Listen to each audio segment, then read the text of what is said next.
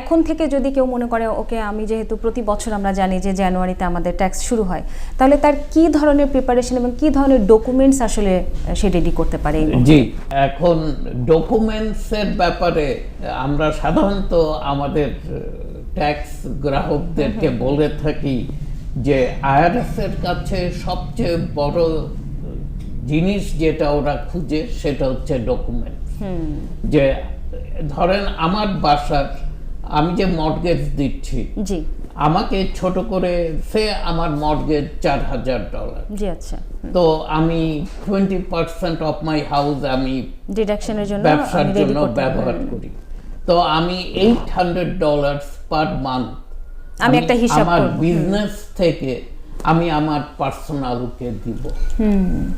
এখন ডিডাকশনের সময় আমরা সাধারণত যেটা জিজ্ঞেস করে থাকি যে কত পার্সেন্টেজ অফ টাইম গাড়িটা বিজনেস ইউজ হয় এবং কত পার্সেন্টেজ অফ টাইম এটা পার্সোনাল ইউজ হয়। আপনি ধরে নিলাম এটা 50-50, 50% অফ টাইম আপনি বিজনেস ইউজ করেন এবং 50% অফ টাইম আপনি এটা পার্সোনাল ইউজ করে থাকেন। তো সেই ক্ষেত্রে আমি গাড়ির সব খরচগুলো বিজনেস ইউজে দেখাতে পারি, 50% খরচগুলো। অল্টারনেটিভলি আমি যেটা করতে পারি, আমি একটা মাইলেজ লগ মেনটেন করতে পারি।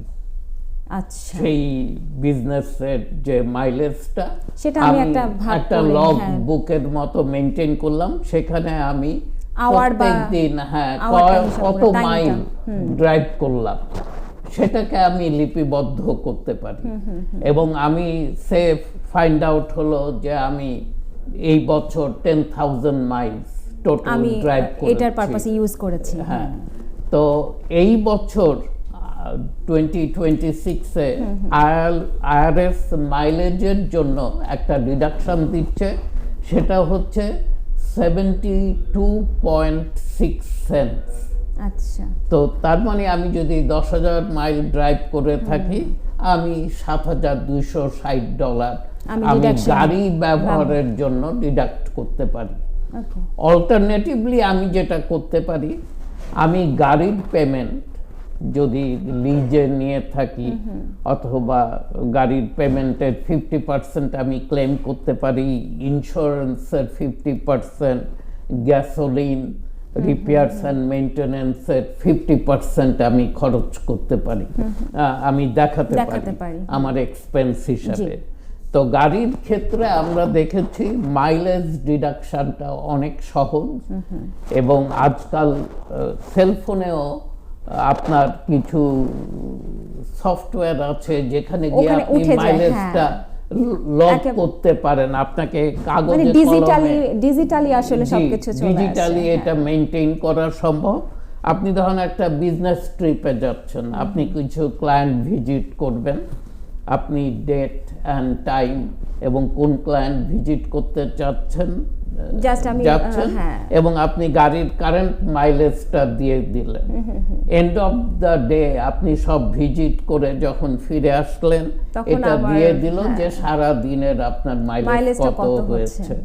তো এইগুলো এবং এটাকে বিজনেস যদি আপনি মেনশন করে থাকেন, এটা শুধু বিজনেস সেকশনেই থাকবে এবং এন্ড অফ দ্য ইয়ারে সারা বছরে আপনার বিজনেস মাইল কি হয়েছিল ওটা হিসাবে বের হয়ে যাচ্ছে, এবং আপনি সেই ডিডাকশনটা নিতে পারেন।